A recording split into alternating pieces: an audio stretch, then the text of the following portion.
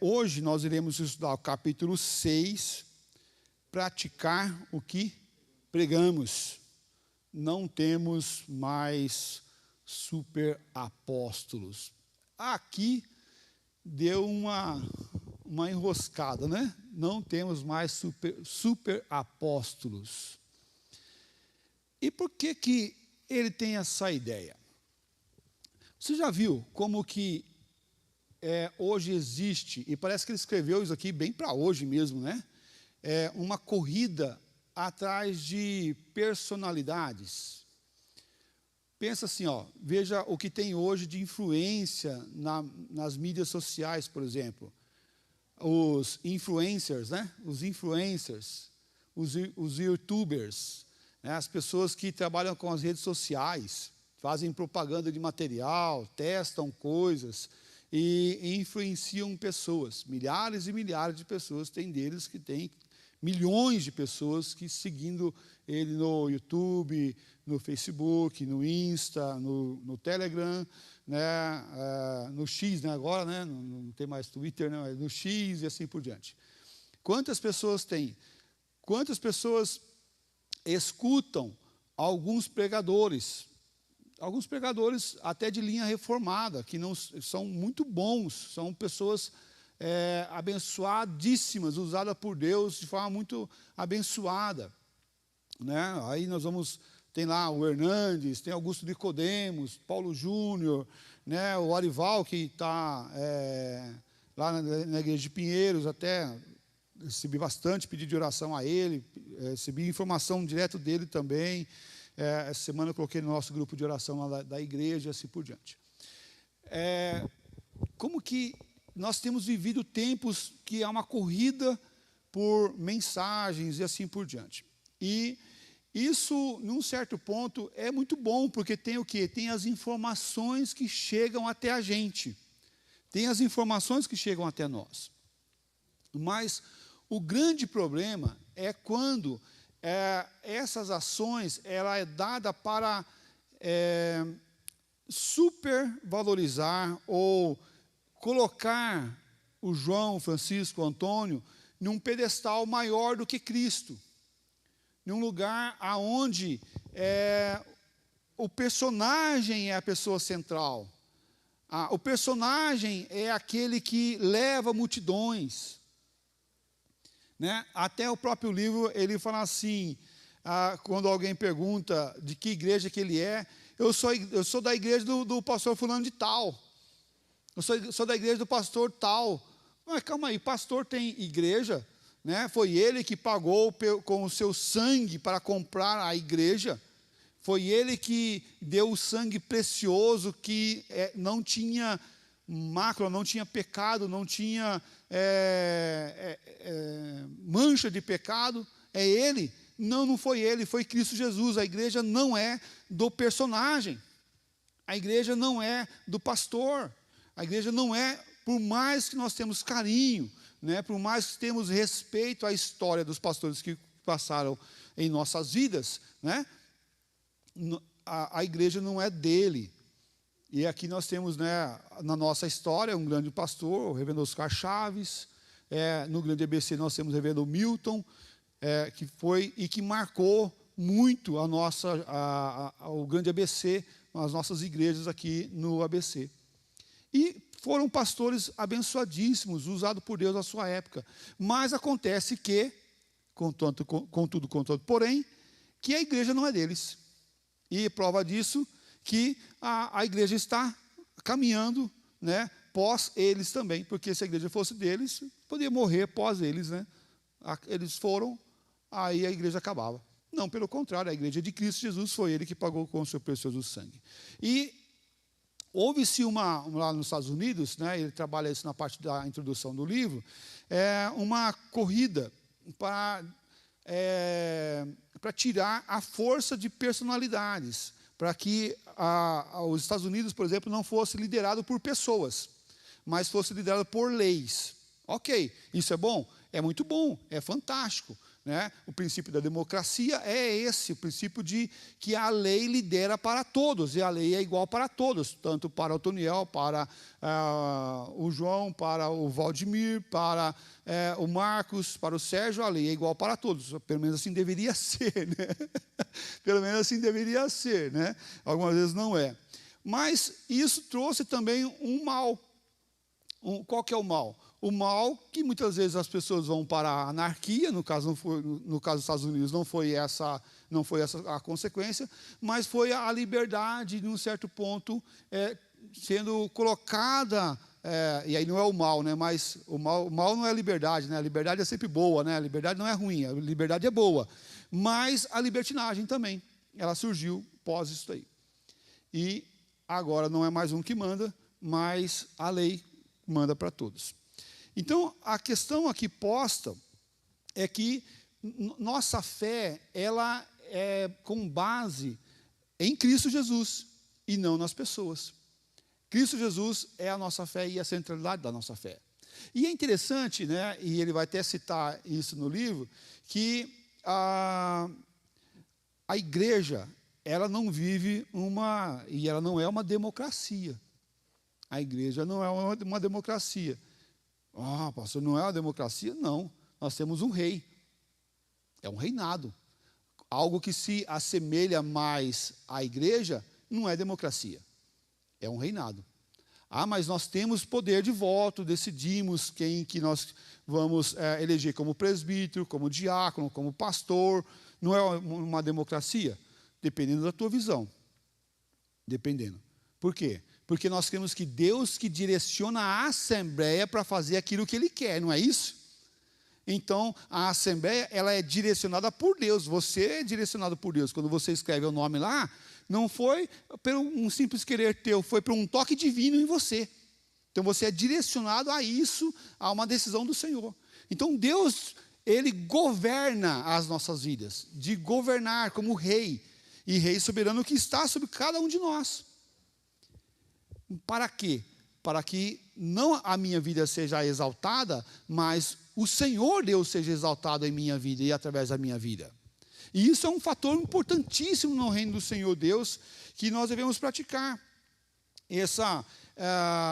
A igreja, ela não é autossuficiente na sua espiritualidade, ela precisa do Senhor. O Senhor é que vem para reinar em nossos corações. É o Senhor que trabalha em nossas vidas. É o Senhor que alimenta o nosso coração. E ele fala assim, eu coloquei a frase aqui, ainda servimos a um soberano rei dos reis. Ainda servimos um soberano rei dos reis. E esse soberano, ele não é humano. Esse soberano é o Senhor, Rei dos Reis. Infelizmente, a mentalidade das pessoas reinar, da democracia, do que eu quero, tem dominado as igrejas, tem dominado o reino do Senhor. E tem contaminado as igrejas. Muitos querem viver não debaixo de um reinado divino, mas querem viver debaixo de do meu evangelho, o evangelho do eu, o evangelho do ego, do massagear o ego, do alimentar o eu. E aí, quando nós encontramos personalidades que conseguem falar bem e que alimentam o nosso ego, alimenta a nossa fala, o que acontece? E muitas das vezes, multidões vão atrás dessas pessoas, seguindo esse tipo de pregação, seguindo esse tipo de evangelho. Mas Jesus, Ele é quem deve ser exaltado. Jesus é quem deve reinar em nossas vidas e corações. Nós não podemos esquecer que nós servimos um rei dos reis, Jesus Cristo, que governa a igreja por meio de líderes que foram colocados por Ele, não por nós mesmos, mas por Ele, né? Sendo usado nas nossas vidas, é verdade, na Assembleia, mas foi não colocado por nós, mas por Ele, os seus pastores, os seus presbíteros, os seus diáconos, os seus servos e servas no decorrer dos anos, para servir, não para nós mesmos, mas para o Senhor nosso Deus, servindo a Ele com dignidade, com prontidão porque nós vamos prestar conta, não é para a igreja em si, vamos prestar conta maior para Deus, daquilo que fazemos, ou deixamos de fazer. Né? Ele vai citar a frase aqui, pessoal, vou citar aqui. Se vivemos como se não houvesse rei e todo mundo fosse livre para fazer o que acha certo aos seus próprios olhos, então não estamos vivendo numa igreja estabelecida por Cristo. Se achamos que não tem rei, Cristo não reina, Deus não reina, não é o rei da igreja, e vivemos para agradar a nós mesmos, então nós não vivemos numa igreja onde Cristo reina. Fala, Marcão. Em poucas palavras, sintetizando tudo isso, nós temos a colocação do nosso maravilhoso Deus, para que tudo que nós formos fazer, façamos para a honra e glória de Deus. Amém. Não fazemos para homens, né? Façamos para Deus, né? A gente não pode fazer para homens. E até é interessante quando nós encontramos nas Escrituras, se você tiver que agradar, agrade a quem? A Deus. E não a homens. Porque importa obedecer a Deus. A questão aqui posta, e é até interessante esse aspecto mesmo, quando ele vem para a nossa vida essa ordenância de agradar a Deus e de obedecer a Deus, que é a grande ordem para o ser humano de obedecer a Deus.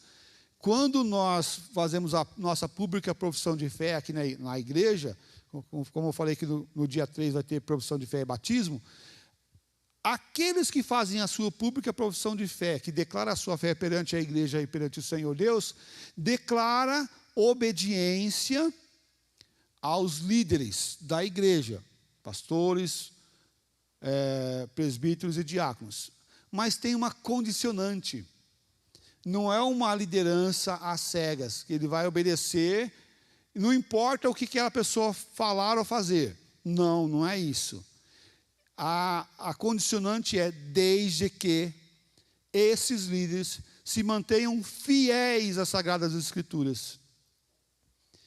Então, nós, ao declarar nossa fé e se tornarmos membros da igreja, estamos declarando que vamos manter a nossa fé íntegra, em obediência ao Senhor Deus, porque nós não estamos obedecendo por causa daquela pessoa, mas por causa do Senhor, desde que aquela pessoa esteja fiel ao Senhor, porque senão a minha obediência àquele líder afeta a minha fé a Deus, arranha a minha fé em Deus. Percebe como que é a questão? A questão não está no homem, não está na personalidade, não está no personagem, mas a minha questão é a questão de Deus. Uma outra coisa que eu achei super interessante que ele colocou assim, se tem um pastor que não é bom, não é íntegro, e ele prega, ele dá santa ceia, ele batiza, né? Ele celebra casamentos, ele age com o processo pastoral.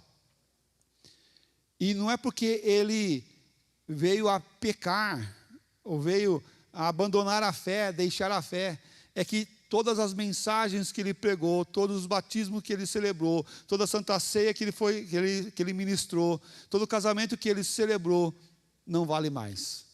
Não, pelo contrário, tudo o que ele fez em nome do Senhor Jesus Cristo continua valendo. Por quê? Porque a base aqui não é a persona, não é a pessoa, mas quem que é a base? A base é o Senhor nosso Deus. E isso se mantém. Não estou falando que ele ele pregou heresia. Não estou falando de heresia, estou falando de uma ação que ele realizou e que não vai cair por terra porque ele cometeu um pecado, mas ele mantém ali. Porque a palavra não vai deixar de ser verdadeira, porque quem anunciou a palavra veio a pecar. Não, a palavra mantém. A palavra e fica ali. Né? É interessante até, no seminário nós temos uma brincadeira, falar assim, que quando a gente prega, o texto bíblico vai se salvar. A gente sabe disso, que todas as críticas que vão vir em cima do sermão, o texto bíblico vai se salvar. Esse daí é santo, não vai mexer, mas tudo que a gente falar poderá e será julgado pelas pessoas. E tudo bem também, mas porque o texto bíblico, ele permanece, ele não vai deixar de ser santo, porque quem leu o texto bíblico, quem falou daquele texto bíblico, deixou de ser. Uma visão democrática da igreja é rebeldia contra Deus e seu Messias. Essa frase também, ela é muito interessante. Uma visão democrática da igreja é rebeldia contra Deus e seu Messias. Por quê? Porque Deus, ele reina. É reinado. Não é democracia, é monarquia. E monarquia vem de mono, um que lidera. Um que lidera. Lembra os rádios que era estéreo? Estéreo não era mono. Mono é uma saída só de áudio. Então você tinha só uma saída. Você não conseguia fazer direito e esquerdo, porque era mono. Aí veio os rádios estéreos. Lembra aquele SEMP? O rádio SEMP, aquele rádio Motorola, aqueles rádios eram todos do começo mono, eles tinham um alto-falante só. Aí veio os rádios estéreos, ele tinha 2 alto-falantes. Esse era estéreo, som maior. Mas aqui o maior é aquele que é um só, que é quem reina, que é o Senhor nosso Deus Todo-Poderoso. Olha só, o texto de Juízes 21, 25, fala assim: naqueles dias não havia rei em Israel, cada um fazia o que perecia, ou o que parecia bem aos seus olhos. Havia uma ação unilateral do homem fazer o que ele achava que era bom. E aí depois Deus estabeleceu o reinado, sim, para a ação dele, mostrar a vontade dele na vida da igreja do Senhor Jesus Cristo. Praticar o que pregamos, não existe mais super apóstolos.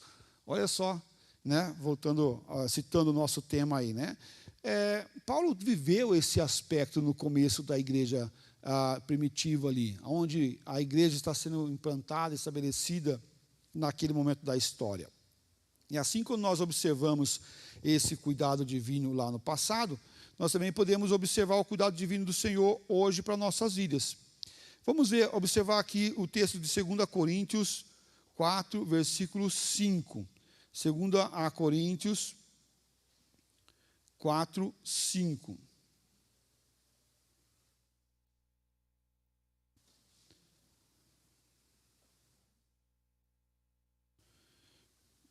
Deixa eu só achar aqui. 4, 5. Pode ler, por favor.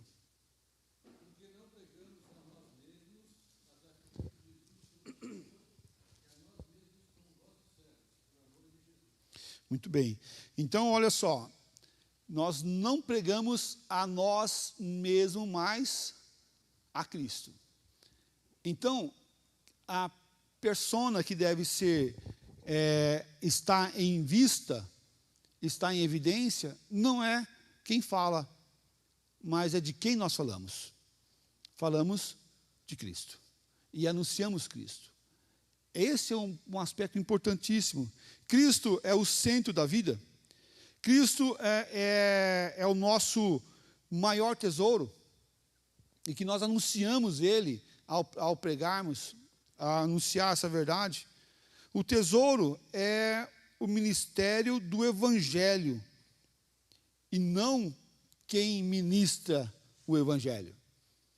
Não quem fala do Evangelho, mas é quem é esse Evangelho. Então, quando nós falamos dessa verdade maravilhosa, falamos do que é eterno e não do que é passageiro e pequeno. Cristo é maior, né? Paulo estava pregando Cristo, esse Cristo crucificado, né? Sem ostentação ou manipulação, porque muitos naquela época queriam chamar a atenção para si. Mas será que existe isso hoje também? Será que isso também está em evidência nos nossos tempos? Né? Olha, pelo contrário, isso está em evidência, sim, no nosso tempo, e de forma muito, muito ressaltada, né? E é até interessante, quando a gente observa nas redes sociais, pessoas que vão fazer o bem para alguém, o que eles fazem? Eles ficam lá filmando, né? Fica lá pegando o ibope sobre aquele bem que ele faz para aquela outra pessoa. Mas será que a base e a centralidade é o cuidado da pessoa ou o quanto eu sou bom, o quanto eu estou ajudando o outro, o quanto eu estou ajudando o próximo? Mas também será que a pregação do Evangelho do Senhor Jesus Cristo, ela tem sido para fim próprio, para exaltação própria? Olha como que eu sou um bom teólogo, como sou um bom pastor, olha como eu estou em evidência. E anuncio isso daqui para as multidões virem até mim. Muitas vezes nós vemos isso daí. Pessoas ou igrejas levando grandes personagens para a sua igreja com o fim do quê? Com o fim de ter pessoas, de ter ibope, de ter grande quantidade de pessoas lá na igreja, vivendo ali ou congregando naquele lugar. Isso daí é danoso, isso daí é pernicioso, se é o fim principal. Por quê? É interessante porque se o Supremo Pastor, e a palavra dada é pastor, que cuida da igreja, é para quê? Para pastorear, cuidar das ovelhas, certo? Cuidar das ovelhas. Agora, se existem pastores que chegam na hora de pregar, depois de pregar, sai e vai embora, não sabe nem quem que é as pessoas de lá, aonde mora, como que vivem, né? E muitas vezes entra com o carro, sobe a escada do fundo, sobe no púlpito, prega, depois de pregar, o que ele faz? Ele sai pelo fundo mesmo, entra no carro e tchau. PT, saudação, já falei do que eu tinha que falar. Será que é essa a figura de pastor? Não é a figura de pastor que a gente encontra no sistema de pastorio, né? De pastoreio. Quando a gente cuidava de vaquinha lá no Paraná, né? Nós tínhamos aí umas 5, 6 cabecinhas de vaca, de gado lá, leiteira. A gente sabia o nome de cada uma. Era a pretinha, era a estrela, né? A gente sabia qual que podia brincar, qual que era a braba, a moxa, aquela que não tinha chifre. A gente sabia, a gente conhecia. Quando alguma escapava, a gente até sabia onde procurar. Qual que escapou? Foi a amarela. A amarela vai para lá. Não foi a estrela costuma vir para cá. A gente vai atrás já, meio que sabendo qual que é o comportamento daquele animal. Porque você estava vivendo ali. Cheirava a mão, estava com o cheiro do gado. Do gado. Agora, pastor, Deus nos conhece pelo nome, não conhece pelo nome? Deus sabe quantos fios de cabelo nós temos na cabeça, não sabe? Mas é Supremo Pastor, verdade. Mas será que os copastores do Supremo Pastor também não têm que ter essas ações também de conhecer? Se o Supremo Pastor sabe, será que os seus copastores, nós que anunciamos a verdade, também não devem saber? Sim, também devemos saber. Né? Nós somos auxiliar dele, né? Da pregação do Evangelho de Cristo Jesus, e não nossa mesmo. Nós devemos assim viver e caminhar com o Senhor, levando essa verdade de salvação e transformação para as pessoas à nossa volta. Olha o texto aqui de Lucas. Suscitaram também entre si uma discussão sobre qual deles parecia ser o quê? Maior. Parecia ser maior. Como é que faz para puxar o próximo versículo que está aqui? Mas olha só. Então começaram a indagar entre si quem seria dentre deles o que estava para fazer isso. Olha só. Quem é maior? É eu ou é você? É o Antônio? Quem que é o maior? Quem que tem mais autoridade aqui nesse processo de maior ou menor? E aí ele continua. Suscitaram também entre si uma discussão sobre qual deles parecia ser o maior. Versículo 25, que está aqui. Mas Jesus lhe disse: o rei dos reis dominam sobre eles, e os que exercem a autoridade são chamados benfeitores. Versículo 26. Mas vós não sois assim, pelo contrário, o maior entre vós seja como o menor, e aquele que dirige seja como o que serve.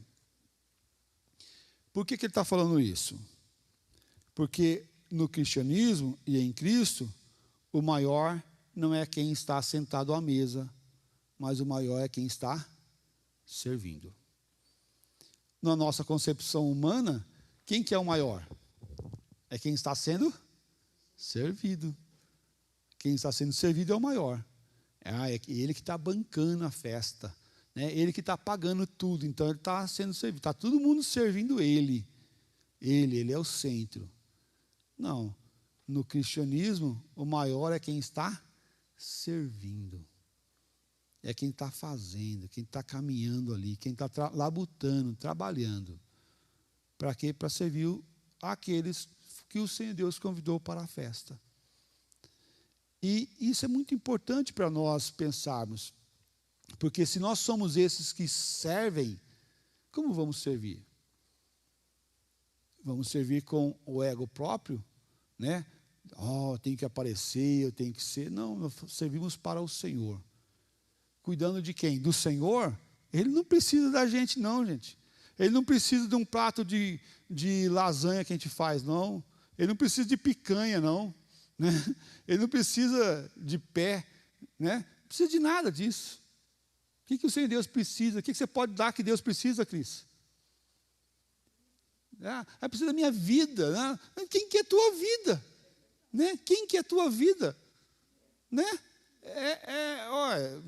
O que vale a gente diante do Senhor Deus? O que Deus precisa da gente? Não precisa de nada de nós. Ele quer o teu dízimo. Se ele precisasse. Que isso? Né? Nós precisamos dele, nós estamos aqui só para ser servo. Não tem nada que Deus precise que você tenha. Nada. Pensa no melhor, pensa na pessoa mais rica desse mundo. Não tem nada que ele tenha que Deus precise. Porque ele tem muito mais, infinitamente mais, do que qualquer pessoa tenha nessa terra, ou possa ter nessa terra. Se juntar toda a riqueza dessa terra, não vale nada diante de Deus. Então Deus não precisa de nada da gente. Mas o que ele pede? Só obediência. Só obediência. Ele só pede isso. Só quer isso de nós, mas se a gente deixar de dar obediência a ele, ele vai deixar de ser Deus, vai ter necessidade de obediência? Claro que não. Somos nós que necessitamos dele. Né? E aqui o texto fala de forma muito clara, quem que está? É para servir, não é para sentar na mesa. E quando estamos servindo, não estamos servindo a Deus ali na mesa, estamos servindo ao dono da festa, que é o Senhor nosso Deus, quem? Os que estão com fome. E aqui a gente pode lembrar do texto da festa, que não vinha os convidados, mandou ir aos becos, né? Mandou ir às ruas, chamar a gente para a festa. Quem não era se tornou. Mas está com roupa feia, traz lá que a gente vai resolver isso depois. Né? Traz as pessoas para a minha festa. Eles vão ser servidos aqui. Os pequeninos. E é tão significativo isso para nós, porque o conceito de servir está sendo deixado de lado, somente para ser servido, somente para o eu, e não para agradar ao dono da festa, o dono de tudo isso, que é o Senhor nosso Deus. E gozado que o dono não está sentado na mesa esperando ser servido, ele está fazendo. Jesus mesmo falou, eu trabalho, meu pai trabalha e eu também. Então ele está fazendo, está executando essas obras aí, que nós devemos fazer e executar também para a glória do Senhor Jesus Cristo. Como podemos identificar líderes que estão mais interessados em o seu próprio sucesso do que o bem da igreja? Como podemos identificar isso? É uma pergunta aqui. Como evitar cair nas armadilhas dos superapóstolos modernos? duas perguntinhas aqui para a gente pensar. É só ver. Cheira a pastor? Né? Tem cheiro de pastor? Está cuidando? É só de momento? É só de palavras? É só de show, de pregação de show? Então são super apóstolos. E aqui a gente tem que tomar cuidado, porque a gente escuta muita gente, né, hoje na internet, muitas pessoas estão apenas assistindo online, mas toma cuidado para não se tornar membro de igreja online. Membro de igreja online é muito fácil, né? Se eu não estou bem, o que eu faço? Eu não ligo, eu não assisto. Se eu não concordo, o que eu falo? Ah, não concordei com o que ele falou aí.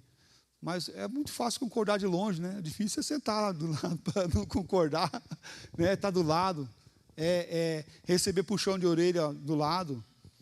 Como que dá puxão de orelha online, né? Como que você se arrepende online, né? Como que você celebra a Santa Ceia online, né? Muitos têm hoje vivido uma igreja virtual, só de pregadores virtuais. E aí eu estava lendo a revista, o livro, aí eu lembrei uma coisa que o da oitava, lá, o pastor da oitava falou, o Jeremias Pereira, ele falou assim, num dos cultos dele lá, né? Ele falou assim, escute os grandes pregadores, os teólogos aí, escute eles. O Hernandes, o Nicodemos, e assim vai. Escute todos eles. É muito bom ouvir eles, eu gosto de ouvir eles, escute eles. Mas não esqueça de nós não aqui. Porque quando você morrer, eles não vão vir aqui para te sepultar, não. Quem vai sepultar vai ser nós aqui mesmo, né? Vai ser os pastores aqui mesmo, né? Eles são os pastores lá da internet, né? E da igreja deles, onde eles estão, né? O reverendo Nicodemos está lá nos Estados Unidos, que é pastor lá do Barone, né? O nosso irmão Barone agora é presbítero lá na igreja e ele foi para pastorear a igreja onde o nosso irmão Barone está congregando lá nos Estados Unidos. Pronto, está vendo? É isso aí. É bênção do Senhor, é o processo de cuidado, né, que ele está realizando, né? Ele vai e anuncia esse evangelho. Mas o problema não é a gente... O grande problema, e aí olhando assim, qual que é o problema disso? O problema é quando a pessoa só vive da internet deles, e não do pastoreio deles. Esse é o grande mal, né? O membro lá da igreja de Pinheiros, onde está o Hernandes, né? Esses estão bebendo lá também, estão vivendo o pastoreio deles lá também. Agora, a grande questão é quando nós vivemos somente do virtual, e não do real. Somente da tela, e não o do cheiro, né? Não do cheiro, do caminhar do lado, do aprender dia a dia, de sentar, de andar 1 milha, 2 milhas, 3 milhas. E aí, esses homens, graças a Deus por eles, né, têm feito um trabalho muito abençoado de anunciar a verdade de salvação. Muitas pessoas têm tido o contato do evangelho maravilhoso e sido libertas do engano, também pela vida desses homens. Muitas pessoas, graças a Deus por isso. Só que o que não dá para fazer é ficar vivendo do virtual. Você tem que estar junto numa igreja. E essa igreja tem que mostrar Cristo Jesus sempre. Mais do que o homem. Mais do que a persona que está falando, da pessoa que está falando, mas mostrar Cristo Jesus que foi morto e que ressuscitou e que vive está. E se nós olharmos para a história, a Bíblia, por exemplo, nós vamos ver muitos personagens lá do passado que também queriam se colocar no lugar de Cristo, de ter essa evidência para Ele. Muitas pessoas queriam enganar o outro, querendo que esse deixasse de viver esse evangelho do Senhor Jesus Cristo e começasse a viver um evangelho do eu ou coisa semelhante. Olha o que diz lá em Hebreus 12, 28. E ele fala assim: por isso, recebendo nós um reino inabalável, retenhamos a graça, pela qual sirvamos a Deus de modo agradável, com reverência e santo temor. Não é a reverência à pessoa, não é reverência à personalidade ou coisa semelhante a isso, mas é a quem? É a Deus. Esse Deus deve ser evidenciado, esse Deus deve ser anunciado. E aí nós não vamos buscar a adoração à personalidade, porque nós temos o Deus daquela pessoa ali, para adorar a Ele. Então, quando ele fala assim, não faça ídolos, né? Não é que nós devemos agora não ter a imagem aqui, mas se prostrar perante a imagem de uma pessoa, ou a história de uma pessoa, seja qual ela for. Não, meus irmãos. O que ele tem que fazer é respeitar a história deles, mas não adorar a pessoa. E aí a gente vai ver, quando ele cita, né, a Bíblia cita, uns é de Apolo, outro é de Paulo, outro é de Cristo, se bem que Cristo não batizou, tal. E aí ele vai, porque criou facção dentro lá também no Novo Testamento. E aí ele fala assim, mas calma aí, espera um pouquinho. Espera aí, como que é isso daí, né?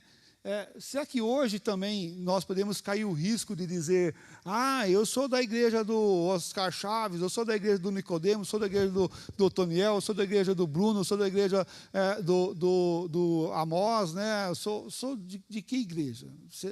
Calma aí, essas pessoas não pagaram o preço para ter uma igreja nenhuma, não.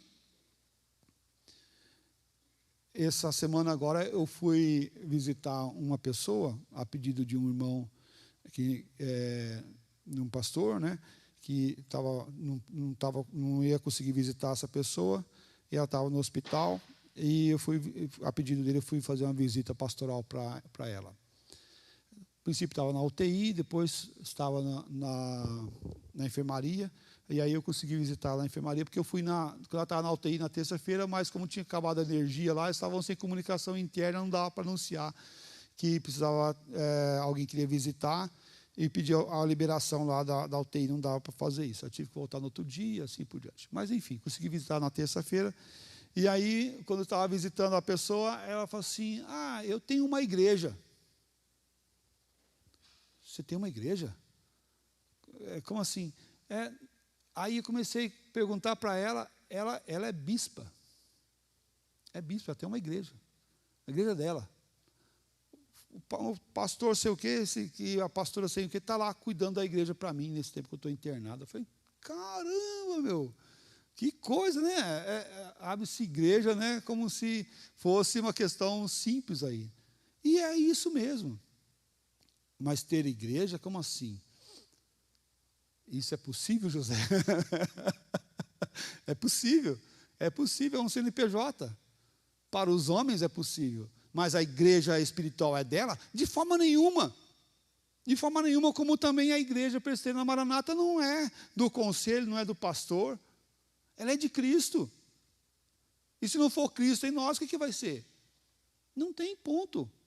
Não tem salvação. A igreja não salva.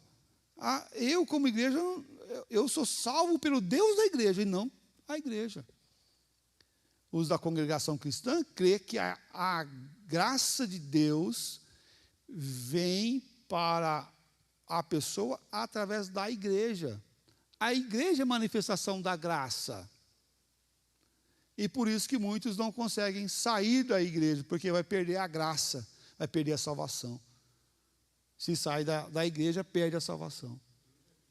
A igreja física que ele está falando. Essa igreja física, ela manifesta a graça de Deus, é a graça de Deus. A salvação está na igreja, porque tem a graça lá. Não, meu irmão, a salvação não está na igreja. Graças a Deus por isso. A salvação está em quem?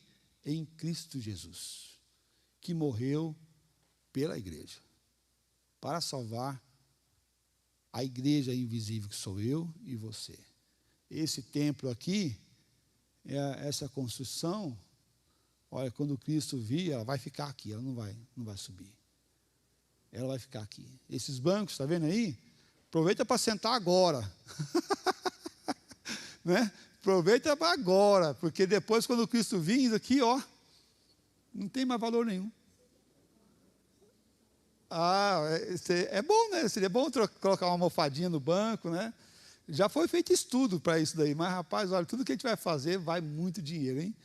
Olha, na época que a gente fez o estudo para colocar os estofados aqui no banco, parece que ficava mais de 30 mil para colocar. Olha, porque tudo é muito grande, né? Tudo é muito, né? Só os pisos aqui do corredor, aqui, 150 metros, dá 3 apartamentos meus. 3 apartamentos, 150 metros, vai comprar mais, porque faltou uns pedacinhos de que não foi cotado, vai colocar mais. 150 metros de piso. Pai, 3 casas minhas.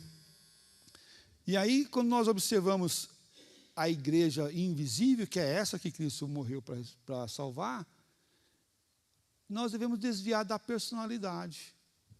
Por quê? Porque quando a personalidade é a evidência, Cristo deixa de ser a evidência.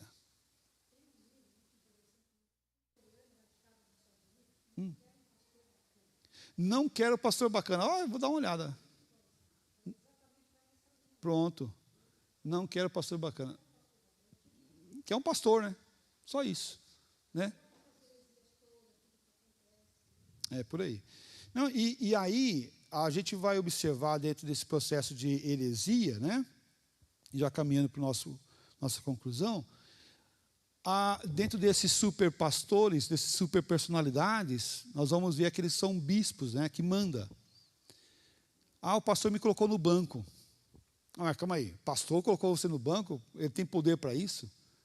Porque a ordem está tudo debaixo dele. Sai dele. Graças a Deus nós estamos numa igreja presbiteriana que a ordem, ela não sai do pastor, ela sai do quem? Do conselho. Que é os pastores com os presbíteros. Um processo conjunto. É um concílio. Por isso chama conselho. Conselho é que concilia a parte. Não é só que dá bons conselhos, né? Não é isso, tá? Mas o conselho é que concilia a igreja, que une a igreja, que faz parte da votação dos irmãos, né, direcionado por Deus para eleger os presbíteros, da onde saem as decisões do conselho para a disciplina, para trocar o piso, para fazer as manutenções, sai do conselho a decisão. É um conjunto e não de uma pessoa. E aí, quando é de uma só pessoa, aí alguns textos bíblicos até colocaram para colocar terror nas pessoas, né? Não toque no quem? Não é para tocar em quem? No ungido do Senhor. Não toque no ungido do Senhor. Olha, porque, né? Calma aí, espera um pouquinho. Não é para fazer mal também, né? mas não é o processo do medo, do terror. Não é isso. Por quê? Porque a igreja não é dele, a igreja é do Senhor. Ministros não são reis, mas servos. Os ministros não são reis, mas eles são servos. Eles morrem ou mudam para outro lugar. Eles são substituídos por outras pessoas chamadas a levar adiante o bastão, tratando-se do ministério do ministério e não do ministro. Quando nós observamos essa verdade, a igreja vai perdurando, ela permanece. Por quê? Porque vem pastor, mas vai vir outro pastor para cuidar. Se a igreja fosse dele, com a ida daquele pastor, a igreja iria acabar. E graças a Deus por isso, que a igreja não pode estar movida ou sustentada por um ou por outro. O apóstolo Paulo, ele vai tratar de forma muito clara, sede meus imitadores, como eu também sou de Cristo. Cristo mostra essa figura do cuidado. O apóstolo Paulo estava manifestando o cuidado e dava a orientação a quê? Para que os próximos fizessem igual a ele, porque ele estava imitando Cristo. Então, se nós paramos para imitar, vamos imitar quem? Vamos imitar Cristo, é verdade. mas no ministério do cuidado que Ele nos dá. Nós somos esses que adoram o Senhor e que exaltam o Senhor em todo o tempo, para que o nome do Senhor seja glorificado, para que a pessoa do Senhor seja exaltada no cuidado do simples. Por isso que aqui dentro da igreja não devemos ter distinção de pessoas. O cara é doutor, mas na igreja o que ele é? Ele é um membro. Ele é um membro. É um juiz, aqui na igreja ele é um membro. Ô irmão fulano de tal, quando eu estava pastoreando lá em Guaratinguetá, começou a ir uma pessoa que ele era tenente-coronel, lá da escola de especialista. Alguns assim, né, que já eles eram lá da escola, e lá eles eram meio que raso, né, na escola de especialista, na aeronáutica, meio que raso. Aí eles ficaram meio que assim e tal, né? Eu falei, ô irmão, aqui ele não é tenente-coronel não, tá? Aqui ele é o irmão fulano de tal. Então, você pode chegar lá e conversar com ele normal, sem nenhum problema.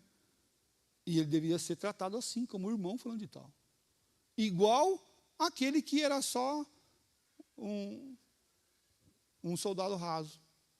Igualzinho, sem distinção.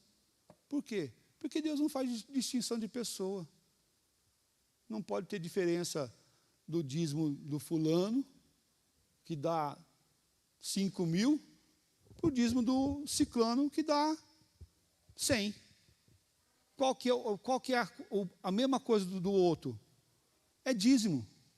Não importa a quantidade, é dízimo. Aquela pessoa está sendo fiel ao seu dízimo, não importa qual o valor que seja o dízimo dela. Ah, mas o que dá 5.000, dá 5.000 daí. Glória a Deus por isso que ele está dando 5.000, mas glória a Deus que o outro deu 10. Glória a Deus também por isso. Porque Deus abençoou ele com aquilo ali. E graças ao nome do Senhor Deus, diante de Deus, os dois são iguais. Iguais. Graças a Deus por isso, irmãos. No Evangelho de Cristo Jesus não temos essa distinção. Graças a Deus por isso. Prova disso, quando Jesus olha a viúva colocando lá um pouquinho, as moedinhas, fala assim, essa mulher deu mais que todo mundo. Porque essa mulher deu o que tinha. Os outros deu tudo o que estava sobrando. Essa mulher deu tudo o que tinha. Que Deus nos abençoe, meus irmãos. Possamos viver o Evangelho do Senhor simples, de forma simples e mais maravilhosa. Adorando o Senhor Jesus, acima de tudo e de todos. Que em nome do Senhor Jesus, nenhuma personalidade venha ocupar esse lugar de Cristo em nossos corações, em nossas vidas e na nossa igreja, para a glória do Senhor Jesus. Vamos orar? Obrigado ao Pai porque o Senhor é bom. Obrigado ao Pai pelo teu cuidado divino sobre nossas vidas, sobre a sua igreja. Ó Deus, nós pedimos que em nome do Senhor Jesus, ó Pai, nossas vidas sejam vidas que se prostram e se rendam ao teu nome. Porque o Senhor é bom e a tua misericórdia dura para sempre. Obrigado ao Pai pela tua palavra que enche nosso coração de esperança. Viva a esperança. Esperança não pautada em homens ou personalidades, mas pautada em Cristo Jesus, o nosso Salvador. Em nome de Cristo Jesus nós oramos e agradecemos. Amém, ó Pai. Amém. Deus abençoe a todos. Um bom domingo, gente. Obrigado.